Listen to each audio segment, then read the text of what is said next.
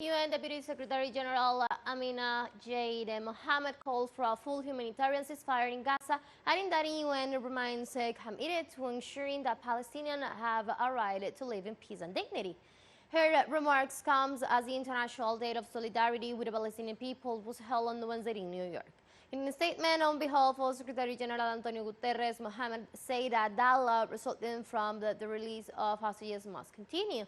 For his part, the president of the 78th session of the General Assembly, Dennis Francis, said that the situation not only remains unresolved, but it is deteriorating before our very eyes at the alarming rate with innocent civilians, especially women, children, and the elderly, bearing the burden of drawing out violence, deprivation, and uncertainty.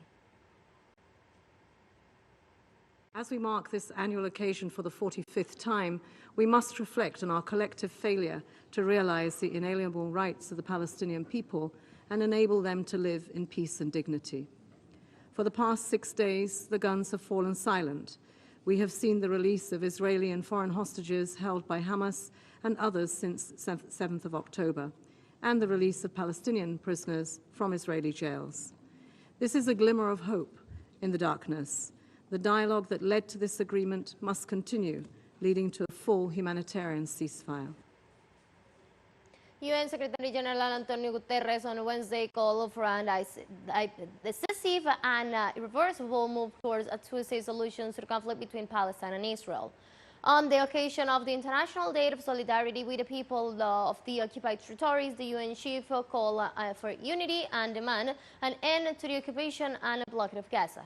Guterres deplored the death and destruction that engulfed the region following events of October the 7th and extended his condolences to the thousands of families mourning their loved ones, including members of the United Nations itself who were killed in Gaza.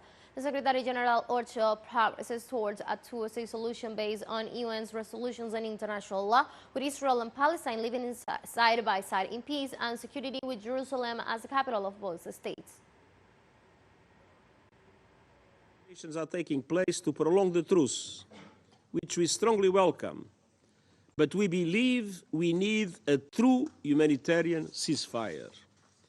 And we must ensure the people of the region finally have a horizon of hope by moving in a determined and irreversible way towards establishing a two-state solution on the basis of United Nations resolutions and international law, with Israel and Palestine living side by side in peace and security. It is clear that before the pause, we witnessed serious violations. Beyond the many civilians killed and wounded that I have spoke of, 80% of Gaza's people have now been forced from their homes.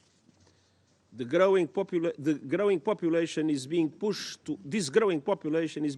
towards an ever smaller area of southern Gaza, and of course, nowhere is safe in Gaza.